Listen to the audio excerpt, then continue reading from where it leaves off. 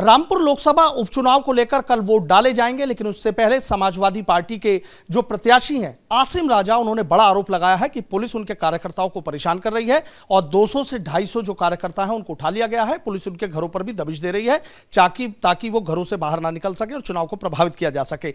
इन आरोपों पर क्या कहना है एसपी रामपुर अशोक कुमार शुक्ला जी का? सर, आपसे जानना चाहूंगा कि देखिए कुछ ही घंटे बचे हैं और उसके बाद वोटिंग होगी। जिस तरीके से समाजवादी पार्टी के प्रत्याशी ने आरोप लगाए हैं, इन आरोपों पर क्या कहना है? देखिए, ये उनके आरोप पे मुझे ये कहना है कि आरोप प्रत्यारोप में पार्टी अपार्ट हम कहना चाहेंगे कि जिनका भी क्रिमिनल इंटेंसिडेंट है, अपराधी छवि के लोग हैं, किसी भी पार्टी के हों, उनकी पूछताछ करते हैं। अब मैं उनकी बाइट देख रहा था, उन्होंने कहा कि रेड कार्ड जारी किए हैं। रेड कार्ड का मतलब ये है कि भाई मुझे आशंका है, शिकायत है आपकी कि आप उपद्रव करेंगे, तो कृपया आप शांति रखें। हमने 107-16 कर दी आपके खिलाफ, तो कौन सी आफत आ गई? हम आपसे एक बंधक पत्र ले रहे हैं कि आप शांति रखोगे। आखिर और कौन सा मेरे पास जरिया है कि हम आपसे शांति की अपील करें? तो ये एक प्रोसेस है वो, और किसी को भ्रम नहीं होना चाहिए किसी भी तरह का। इतना मुकम्मल इंतजाम है पुलिस का, 20,000 के करीब फोर्स लगा हुआ है। 72 कंपनी CAPF बाहर से आई है, जो ना आपको जानती है ना हमको जानती है। हर बूथ पे कम से कम 5 आदमी उनका है, 2 आदमी हमारा, 7 आदमी राइफलधारी वहाँ पे मौजूद है। प्रिजाइडिंग अफसर हैं, पोलिंग अफसर हैं, बाहर का फोर्स है जो शायद मतदाता को पहली बार देखेगा, मतदाता उसे पहली बार देखेगा। तो इस तरह से आशंका पे नहीं जाना चाहिए, भ्रम नहीं फैलाना चाहिए। उन्होंने मुझको भी फ़ोन किया था, मैंने बात किया, हमका कोई भी उत्पीड़न वाली कार्रवाई किसी के लिए भी नहीं की जाएगी, हम सब के लिए बराबर हैं।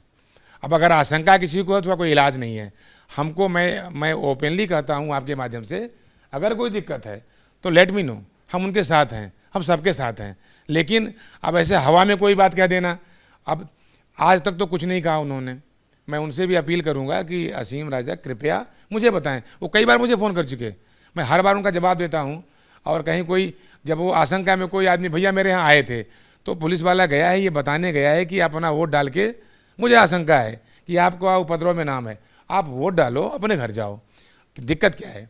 वोट डालने के, मैं उनको समझाता हूँ, वोट डालने के बाद आप 10 लोग बातें करने लगते हैं, आप किसे दिए, तुम किसे दिए, क्या किया। मतलब ये आरोप प्रत्यारोप, चर्चा परिचर्चा जो बहस होने लगती है, वो बहस भी कर लें, लेकिन दिक्कत तब होती है जब वह बहस मारपीट में बदल जाती है। अभी आप चौराहे पे खड़े होकर चाय पी के फालतू बातें करते रहें, पता नहीं कौन क्या बकवास करने लगे, दिक्कत होती है। फिर मेरे को दिक्कत होती है, फिर उन्हें पकड़ो धकड़ो, हमारा समय नष्ट होता है दुनिया भर का। तो इसलिए मैं उनसे, जो जिनको रेड कार्ड दिया, ग्रीन कार्ड भी दिया है कि मेरी मदद करने वाले हैं, वो ग्रीन कार्ड दिखाएंगे, हम समझ जाएंगे मेरे आदमी हैं, या उनकी बात को हम सुन लेंगे।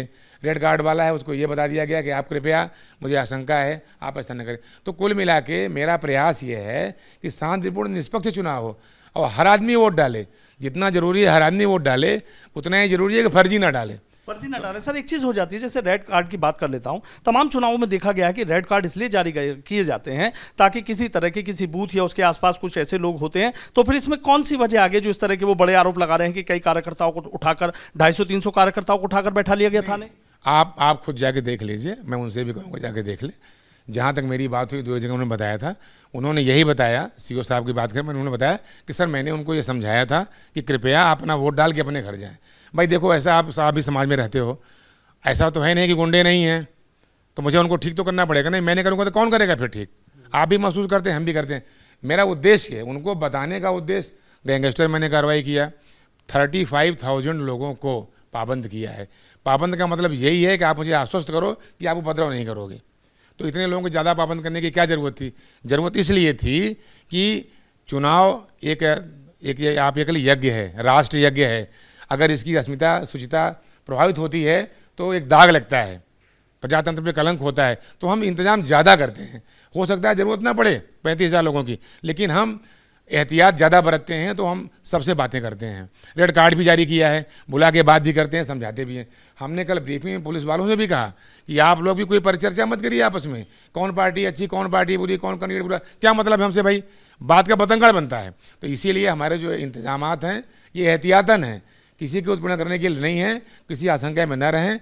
मैं वायदा करता हूँ आपको, मेरा कमिटमेंट है, किसी के साथ उत्पीड़न नहीं होगा, कोई उनको जो है कार्रवाई ऐसी नहीं होगी कि उनको तकलीफ मिले, लेकिन हाँ, अगर कोई ऐसी मंशा बना रहा होगा, बनाएगा, तो जितना वो सोच सकता होगा उससे अधिक उसको दंड मिलेगा। बिल्कुल साहब, सर स्पष्ट कहने के आप बिल्कुल स्पष्ट कह रहे हैं। तो ये माना जाए कि निष्पक्ष और शांतिपूर्ण चुनाव कराने में अगर किसी ने भी अड़चन डाली तो पुलिस उससे बहुत सख्ती से निपटेगी। मैं आपसे भी चाहूँगा, आप निष्पक्ष एजेंसी हो, आप भी मुझे बता देना, कहीं कोई हमारा पुलिस वाला किसी को तंग कर रहा हो, रोक रहा हो, गलत कर रहा हो तो मुझे बताइएगा। लेकिन हाँ, हम ये कहते हैं, रोको मत किसी को, टोको सभी को। टोकेंगे सबको, रोकेंगे किसी को नहीं। टोकना जरूरी भी है, क्योंकि हाँ ये भी होता है, हम 10 गाड़ी रोकते हैं चेक करने में ना, 8 शरीफ होते हैं उसमें। हमारे यहाँ की जो पॉपुलेशन है, शरीफ ज़्यादा हैं, समाज में अच्छे लोग ज़्यादा हैं, तभी समाज चल रहा है। हमारे भरोसे नहीं चल रहा है, उस समाज के लोगों के भरोसे ही चल रहा है। हम 10 को टोकते हैं, 8 शरीफ होते हैं, मैं मानता हूँ इस बात को, लेकिन वो बेचारे 10 के 10 टोके जाते हैं उस 2 के चक्कर में। तो उसको इस तरह से न ले, हमारा सहयोग करें। हम किसी को रोकते भी हैं, टोकते भी हैं, तो मैंने ये बताया है, सम्मानपूर्वक तरीके से रोके। हम आपको रोकते हैं, भाई साहब रुकिए जरा, गाड़ी चेक करनी है, तो अगर भाई साहब करके बोलेंगे तो आप बुरा नहीं मानेंगे। अगर हम आपको ऐसे ही जाने दें तो तमाम मीडिया का लगा करके वो भी घूम रहे हैं, अपराधी भी।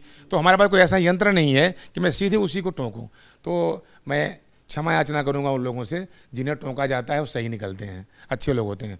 तो मेरा यही कहना है कि टोकेंगे सबको, रोकेंगे किसी को नहीं, छोड़ेंगे किसी को नहीं। अगर कोई छेड़ेगा तो छोड़ेंगे भी नहीं। आखिरी सवाल सर मेरा ये है कि कहीं ना कहीं आपको नहीं लगता है, जिस तरीके से आसिम राजा ने आरोप लगाए हैं, और उसके बाद अगर हम बात कर लें तो कहीं ना कहीं शांतिपूर्ण और निष्पक्ष चुनाव कराना कहीं ना कहीं रामपुर पुलिस प्रशासन के लिए किसी चुनौती से कम नहीं है? इस चुनौती को स्वीकार करते हैं? हम स्वीकार करते हैं। पुलिस सेवा अपने आप में एक चुनौती है। ये रामपुर का इलेक्शन क्यों, हम तो लगातार चुनौती झेल रहे हैं, आप महीने भर से देख रहे होंगे। चुनौतियां हमारा नसीब है, हम उन्हें वेलकम करते हैं और करते हैं। लेकिन असीम साहब को मैं कहना चाहूँगा कि वो भरोसा रखें, भ्रम पे ना जाएं। और मैं उनको भी यकीन दिलाना चाहता हूँ, पार्टी लाइन में मैं कोई बात नहीं करना चाहता, ये अपना लोग करते कराते रहते हैं, ये उनका जवाब है। मेरा जवाब है निष्पक्ष और शांतिपूर्ण चुनाव। That I will do. बहुत बहुत शुक्रिया। तो देखिए, एसपी रामपुर अशोक कुमार शुक्ला जी सीधा कह रहे हैं कि वो किसी को रोकेंगे नहीं, लेकिन अगर दिखता है कि कुछ आशंका दिखती है तो टोकेंगे जरूर। और उन्होंने सभी पार्टियों से यह अपील भी की है कि ज्यादा से ज्यादा वोटिंग करने के लिए मतदाताओं को मतदान केंद्रों पर लेकर आएं। पुलिस पूरी तरीके से मुस्तैद है, पूरा एक सुरक्षा का ऐसा चक्रव्यूह रचा गया है जिसमें परिंदा भी बिना मर्जी के पर नहीं मार पाएगा। वीडियो जर्नलिस्ट सत्येंद्र सिंह के साथ सनुज शर्मा, एबीपी गंगा, रामपुर।